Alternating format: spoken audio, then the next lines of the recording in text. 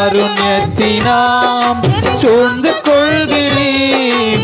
ரட்சிப்பும் நீரே, ஏ ரட்சகர் நீரே, நான் சுகமாய் வாழ காரண நீரே. ரட்சிப்பும் நீரே, ஏ ரட்சகர் நீரே, நாங்க சுகமாய் வாழ காரண நீரே. மறைவிடமே,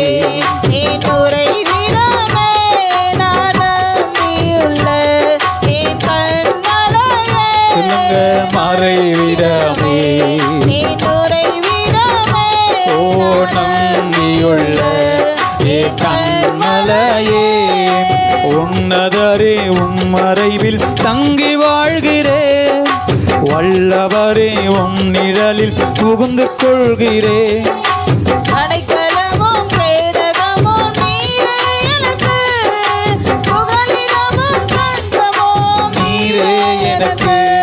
என் புகலிடமோ மறைவிடமே, மறைவிடமே, மறைவிடமே.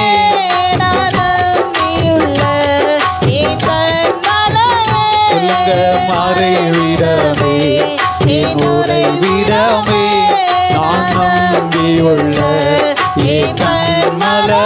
மறைவிடமே, மறைவிடமே, என் உறைவிடமே, நான் நம்பியுள்ள என் கண்மலையே. இந்த 8வது மாசத்துல சபையே, இதை பார்க்கிற ஜனமே, ஆண்டவர் சொன்ன வாக்குதத்தங்களை நிறைவேற்றிருக்கிறார். ஆண்டவர் நம்மை நடத்தி எல்லா ஆபத்திலும் எல்லா நாசமோசங்களுக்கும் கர்த்தர் நம்ம விலக்கி இன்னைக்கும் ஜீவனோடு இந்த மாதத்தை முடிப்பதற்கு கர்த்தர் கிருபை செய்திருக்கிறார். இன்னும் ஒரே ஒரு காரியம்தான், இந்த ஆண்டவருக்காக நாம் என்ன செய்ய போகிறோம்? ஆண்டவர் நமக்கு ஸ்தோத்திரம். இப்போ பாடின பாடல் மூலமாய் மறைவிடமாய், அவர் நமக்கு உறைவிடமாய், நாம் நம்புகிற தெய்வமாய் இந்த மாதத்தில் நம்மை நடத்திருக்கிறார். இந்த ஆண்டவருக்காக நாம் என்ன செய்ய போகிறோம்? இன்னைக்கு ஒப்பு கொடுங்க. ஆண்டவரே, நான் என்ன செய்ய விரும்புறீங்கப்பா இந்த மாதத்தில்? ஆண்டவரே, நீங்கள் நினைக்கிறத நான் செய்யாமல் போனாலும் உங்கள் சித்தம் என் வாழ்க்கையில் நடந்துகிட்டே இருக்குது. உங்கள் அற்புதம், உங்கள் அதிசயத்தை நான் பார்த்துட்டே இருக்கிறேன்.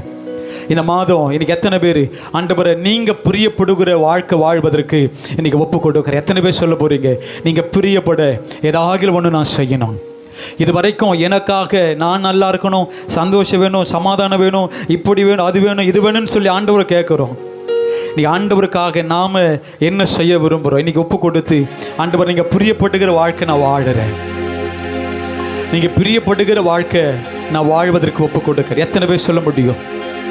ஆண்டவரே, நான் நல்லா இருக்கணும்னு எத்தனையோ ஜெபங்களுக்கு கேட்டிருக்கிறேன். ஆண்டவரே, என் வீடு வேணும், பைக் வேணும்,